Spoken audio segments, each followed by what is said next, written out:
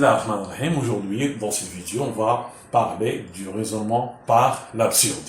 Mais avant, on va tout d'abord définir la négation d'une proposition. C'est qu'est-ce que ça veut dire, la négation d'une proposition? Soit P une proposition. La négation de P, on la note P bar, ou bien on trouve aussi la notation non P. Et on a le tableau de vérité. Si P est vrai, la négation elle est fausse. Et si P est fausse, la négation elle est vraie. Et on ne peut pas avoir P et non P sont tous les deux vrais, ou bien P et non P sont tous les deux fausses. Donc, P et non P, si P est vrai, la négation est fausse, et si P est fausse, la négation elle est vraie. Par exemple, la proposition P, 3, il appartient à l'ensemble N. C'est une proposition qui est vraie. 3, il appartient à l'ensemble N. P est une proposition qui est vraie. La négation de P, c'est quoi? 3 n'appartient pas à l'ensemble N. Par exemple, dans notre exemple, une proposition P, par exemple, c'est 3 plus 2 est égal à 7. La négation de P, 3 plus 2 est différent de 7. Celle-là, elle est fausse. La négation, c'est une proposition qui est vraie. Autre exemple, la négation de quel que soit x appartenant à un ensemble E, P de x est vrai. C'est la proposition, il existe un x appartenant à E, tel que la non P est vrai. Par exemple, quel que soit x appartenant à R, 3x plus 6 égale à 0, est différent de 0. La négation, c'est quoi? Il existe un x appartenant à R, tel que 3x plus 6 égale à 0. Ce x-là qui existe, c'est x égale à moins 2. Il existe x est égal à moins 2, tel que 3x plus 6 est égal à 0.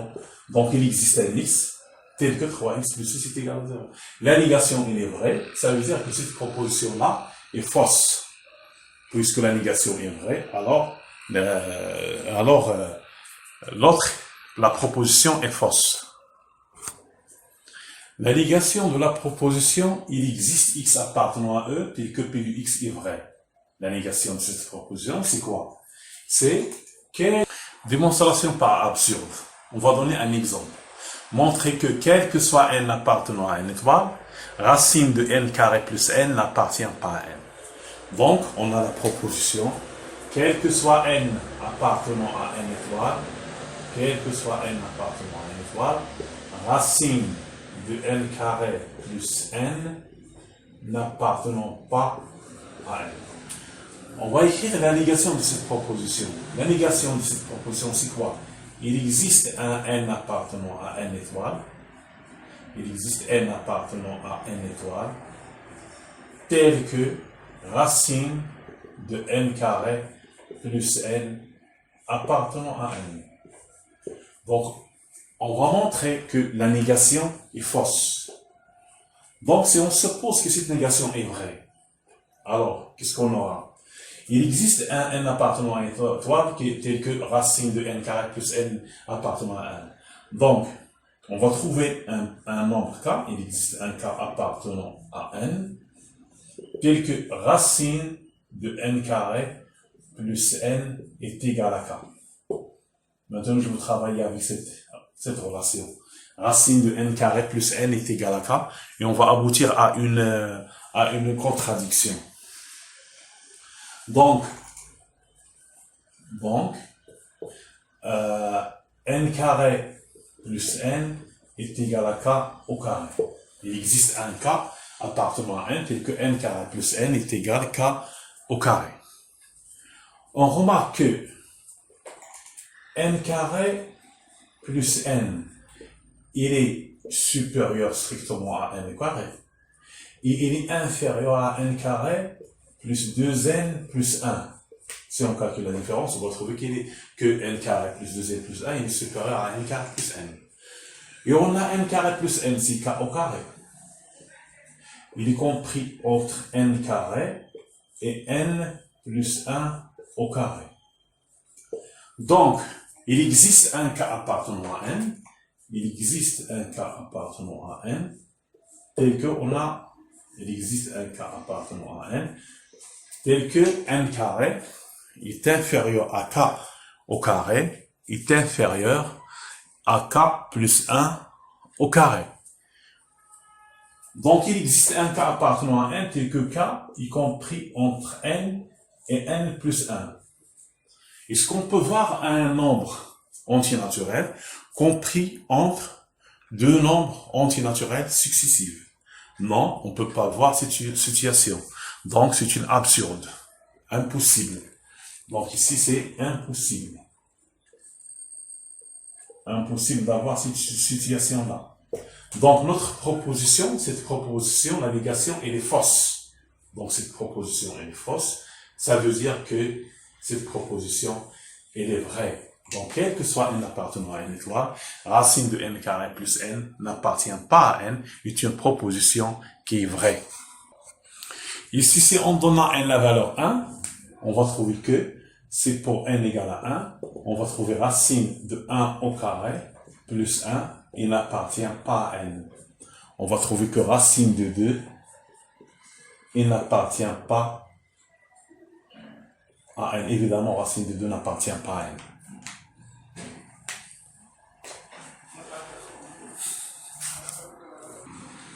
Autre exemple, montrer que racine de 3 n'appartient pas à Q. Si on suppose, on va faire la négation. La négation, c'est quoi?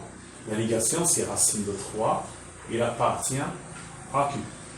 Si on suppose que racine de 3 appartient à Q, donc, si on suppose qu'il est vrai, alors, il existe P appartenant à N et Q appartenant à N étoile, tel que P sur Q est égal à racine de 3. Et on va prendre la forme irréductible de P et Q. On va prendre le PGCD, le plus grand, le PGCD de P et Q, est différent de 1. Ça veut dire qu'ils sont premiers entre eux. Ils n'ont pas un diviseur commun. Donc, P, la proposition P sur Q est égale à racine de 3, implique que P est égal à racine de 3 fois Q.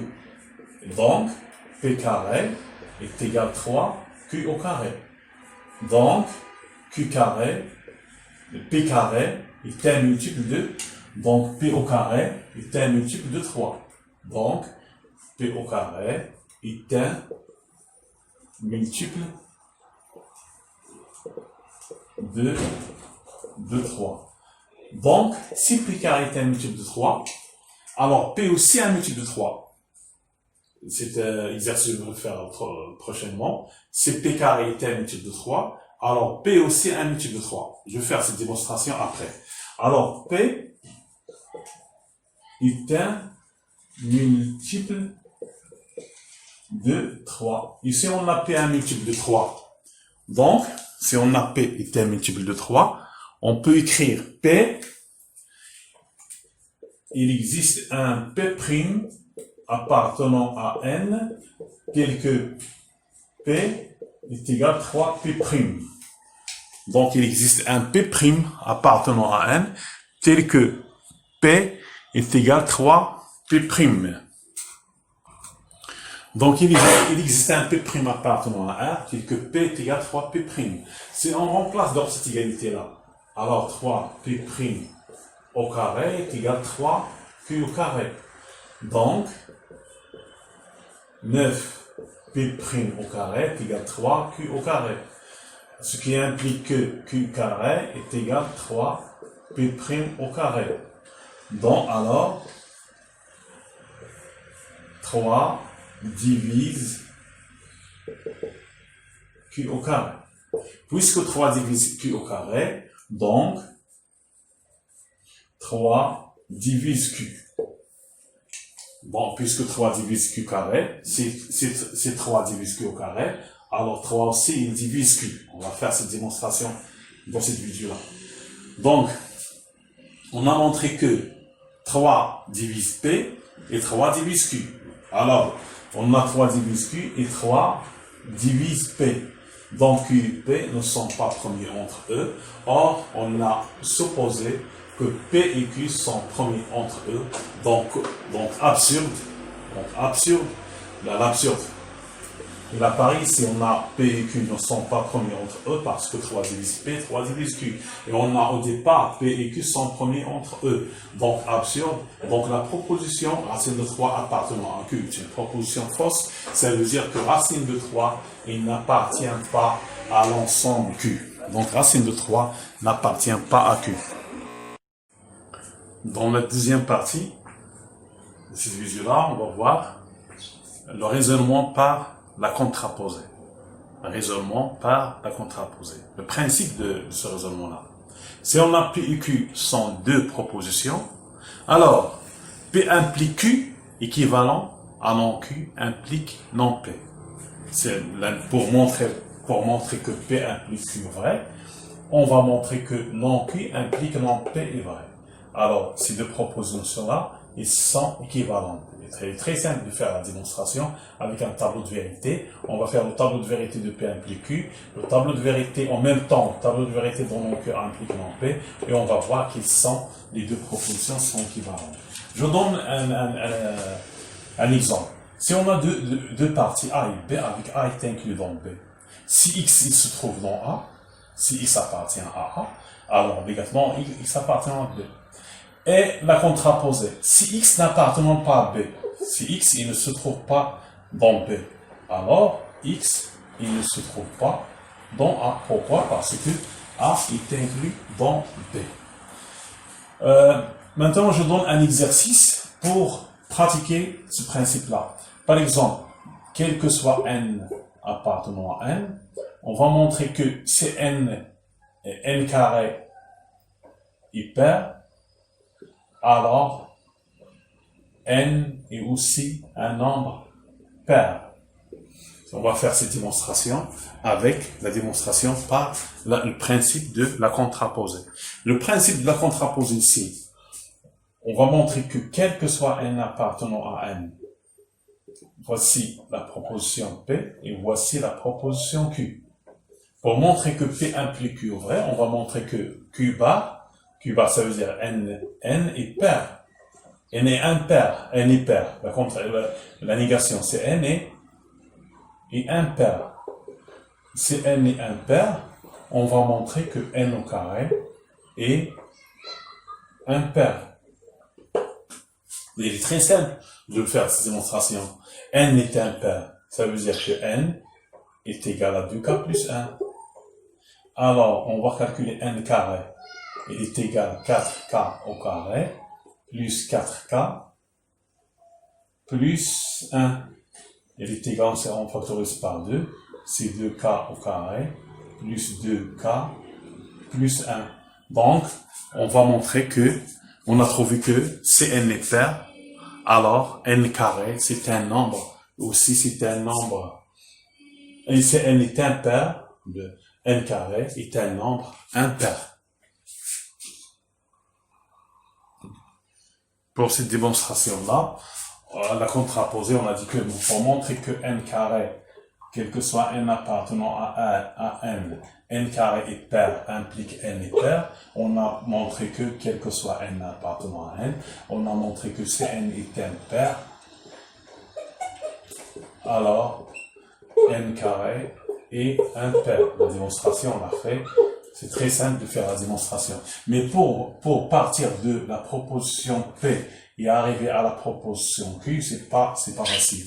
Pour partir de la proposition P pour arriver à la proposition Q, on trouve des difficultés. Donc, c'est pourquoi on a parti de la négation de Q, on a montré non Q implique non P, et c'est une manière de faire cette démonstration-là. Elle s'appelle la démonstration par la contraposée.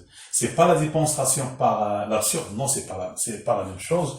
C'est pas la démonstration par la contraposée. Au lieu de montrer que P implique Q, on montre que non Q implique non P est vrai. C'est pas la démonstration par l'absurde, c'est la démonstration par la contraposée.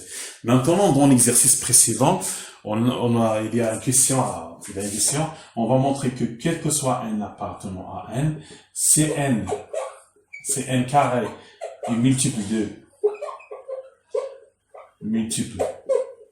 de 3, alors n est multiple de 3. On va faire cette démonstration avec la contraposée. Donc, il faut montrer que quel que soit n appartenant à n, c'est n est multiple de 3, alors n carré, si n n'est pas, c'est n, je m'excuse, c'est n n'est pas multiple de 3. Le contraire de multiple de 3, c'est n'est pas multiple de 3. N n'est pas multiple de 3. Ça donne n carré, ou si n'est pas un multiple de, n'est pas un multiple de 3. Alors, pour faire cette démonstration-là, on va la faire avec la contraposée. La démonstration avec la contraposée. Alors, on va montrer que c'est n n'est pas un multiple de 3. Alors, n carré n'est pas un multiple de 3. Ça veut dire n n'est pas un multiple de 3. Si on fait la division de n par 3, ça donne un nombre k, et le reste, il peut être, si n est multiple de 3, le reste c'est 0. Si on divise n par 3, ça donne un nombre k, le reste c'est 1. Ou bien, le reste c'est 2. Le seul cas ici, dans ce cas-là, n est égal à 3k, ça veut dire n est un multiple de 3. Dans les deux ici, on va trouver n est égal à 3k plus 1, alors n ici n'est pas un multiple de 3, n est égal à 3k plus 2, ici aussi n n'est pas un multiple de 3. Donc si on a n n'est pas un multiple de 3, n n'est pas un multiple de 3, donc il y a deux cas. Premièrement, on peut avoir n est égal à 3k plus 1. Ça implique que n est égal à 3k plus 1. Ou n est égal à 3k plus 2. Donc il existe un cas appartenant à n. Il existe un cas appartenant à n, tel que n est égal à 3k plus 1, ou bien n est égal à 3k plus 2. Donc il existe un cas appartenant à n, tel que n carré est égal à 9k au carré, plus 6k plus 1, ou n carré est égal à 9k au carré, plus 6k plus 12, 3 fois 3, plus 12k plus 4. Donc, il existe un cas appartenant à n, tel que n carré est égal à 3 facteurs de 3k au carré plus 2k plus 1, ou n carré est égal à 3 facteurs de 3k au carré plus 6k plus 3 plus 1. Plus 3 plus 1, plus 1, plus 1. 3 fois 1, c'est 3, plus 1, c'est 4. Donc, on va trouver n carré, c'est pas un multiple de 3, et aussi n carré, c'est pas un multiple de 3. Donc, si n n'est pas un multiple de 3, alors, n carré n'est pas un multiple de 3. C'est pas un multiple de 3.